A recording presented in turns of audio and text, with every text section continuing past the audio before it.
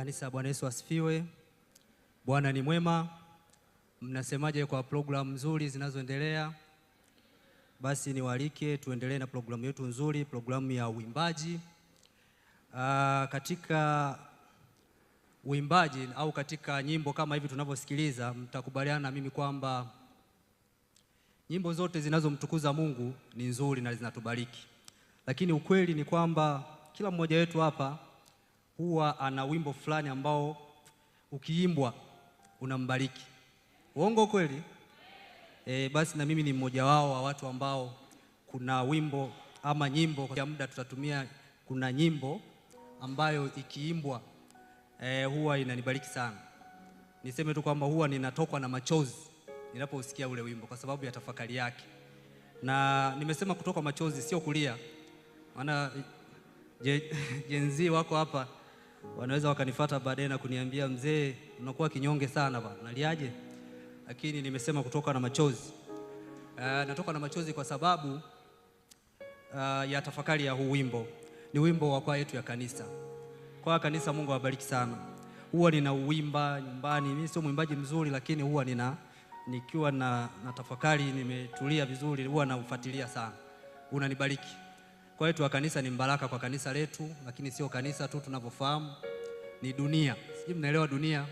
Sasa hivi dunia ipo kiganjani. Kwa hiyo hakuna mtu ambaye awe Marekani, awe wapi, anaweza kusema hapati jumbe za kwaya yetu. Wimbo unaitwa Nikiufikiria Ukombozi Wako Mwokozi. Wimbo huu kwa kweli kanisa, nilikuwa na mtafakari mtunzi wake, nikagundua huyu mtunzi ni mtafiti sana, ni msomaji mzuri wa Zaburi. Ukifuatilia beti lake la kwanza, nikiwa nazungumza niwaombe kwaya kanisa muwe mnasogea kwa ajili ya kunibariki na kuwabariki watakatifu kwa wimbo huo. Karibuni. Ukisikiliza wimbo huu, naomba ni mshirikiane nami kutafakari, huenda na nyinyi mkaanza kutokwa machozi. Wanasema kwaya kanisa, wanasema nikiufikiria ukombozi wako Mwokozi, sina sababu ya kutokushukuru. Nilivyokuwa nafuatilia nikagundua, ukisoma kitabu cha Zaburi 103 mstari wa 2, mtunga Zaburi anasema, nafsi yangu umhimidi Bwana, wala usizisahau fadhili zake zote. Kumbe tunapozikumbuka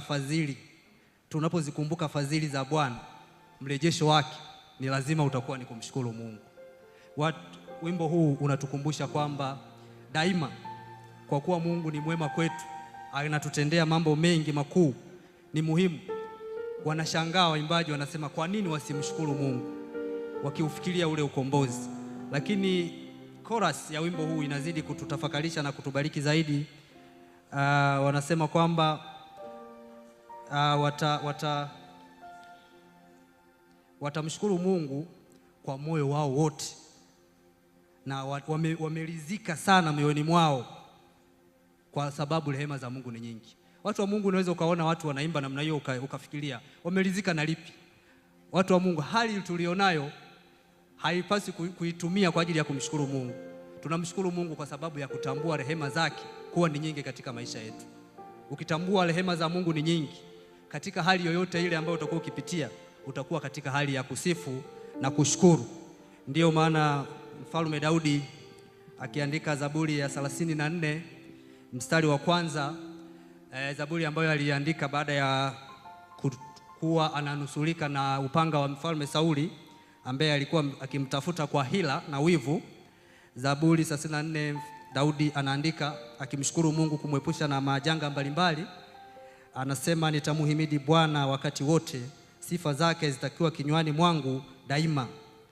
Hivyo shukrani ya kweli watakatifu wa Bwana haitokani na hali tulionayo, bali ni kwa rehema zake nyingi zilivyo maishani mwetu. Lakini bado kwaya ya kanisa katika beti la pili la wimbo huu wanatuambia Mungu atupatie imani kama ya Ayubu. Ayubu alikuwa na imani gani? Kusoma kitabu cha Ayubu 42 mstari wa 2, neno la Mungu linasema, najua ya kuwa waweza kufanya mambo yote, wala hakuna kusudi lako linaloweza kuzuiliwa. Kwamba Ayubu hata alipokuwa katika magumu alikuwa bado akimkiri Mungu kwamba anamjua kwamba anaweza kufanya mambo yote, hata akamtoa katika ile tabu. Hata kama wabaya wanaleta hii hali, lakini kusudi la Mungu hakika litatimia. Waimbaji wetu wanaendelea kuimba kwa beti la mwisho ambao linabariki zaidi. Ndio maana wimbo ukiufuatilia unaweza ukaona ni kama ubili tosha ambao linaweza tu likaimbwa na tukarudi nyumbani kwamba tumebarikiwa. Ukifuatilia kwa umakini, mwisho wanasema Mungu utufundishe kuishi kulingana na mapenzi yako. Wanasema nikumbushe Bwana nifanye mapenzi yako. Ili linaendana na maombi ya Zaburi 143 mstari wa 10. Lakini ukisoma kitabu cha Mathayo 7 mstari wa 21, Yesu alikuwa akiwaambia wanafunzi, anasema kwamba si kila aniambiaye Bwana Bwana atakayeingia katika ufalme wa mbinguni, ila yeye afanyaye mapenzi ya Baba yangu aliye mbinguni. Hicho ndicho ambacho beti la 3 la wimbo huu ni wito kwamba Mungu sasa atufundishe tuishi sawasawa na mapenzi yake ili hatimaye tufae kuulisi uzima wa milele. Kwa kifupi, wimbo huu unatufundisha kuishi maisha ya shukrani, jambo la kwanza. Jambo la pili, unatufundisha kusimama katika imani isiyoteteleka kama Ayubu. Lakini jambo la tatu, wimbo huu unatufundisha kutembea katika utii na mapenzi ya Mungu. Nikualike mshiriki mwenzangu wa kanisa, hebu ungana nami kusikiliza wimbo huu kwa tafakari. Baada ya wimbo huu tutaendelea na ratiba nyingine. Karibuni.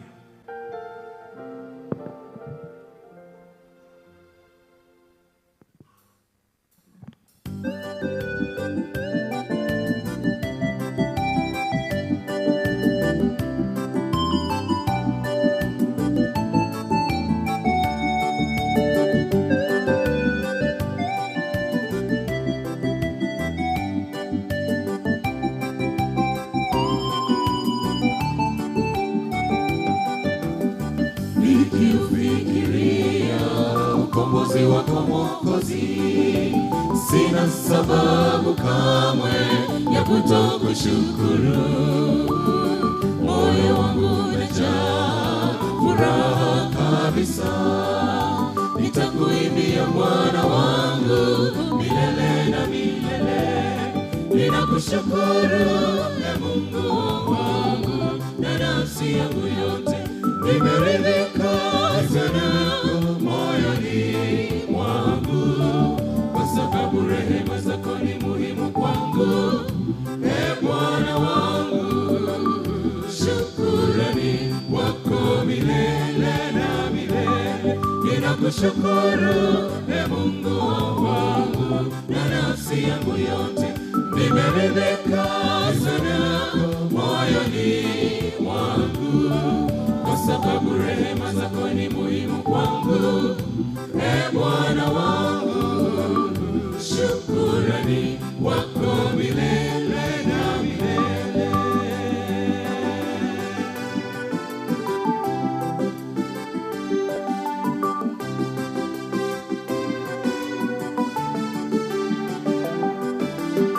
Niongeze imani niwe kama yule Ayubu, jinsi alivyolitangaza jina lako Bwana. Kupitia uvumilivu wake wengi wakajifunza kwamba Bwana ukiamua wanadamu habadilishi. Ninakushukuru Mungu wangu na nafsi yangu yote, nimeridhika sana moyoni mwangu, kwa sababu rehema zako ni muhimu kwangu. Bwana wangu, shukrani wako milele na milele. Ninakushukuru Mungu wangu na nafsi yangu yote, nimeridhika sana moyoni mwangu, kwa sababu rehema zako ni muhimu kwangu. Bwana wangu, shukrani wako milele na milele.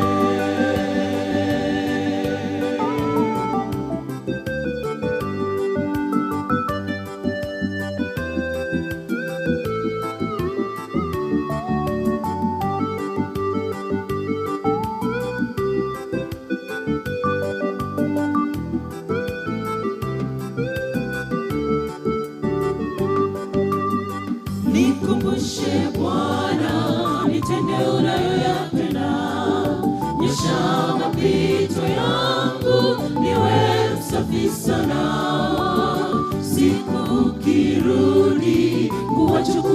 mteule, nami niwe pamoja na wale watakaoshinda. Ninakushukuru e Mungu wangu, na nafsi yangu yote nimeridhika sana moyoni mwangu, kwa sababu rehema zako ni muhimu kwangu, e Bwana wangu. Shukrani kwako milele na milele. Ninakushukuru e Mungu wangu, na nafsi yangu yote nimeridhika sana moyoni mwangu, kwa sababu rehema zako ni muhimu kwangu, e Bwana wangu.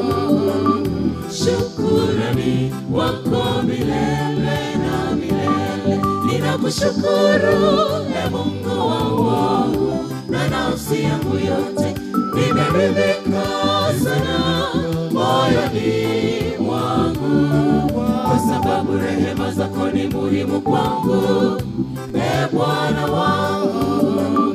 Shukrani kwako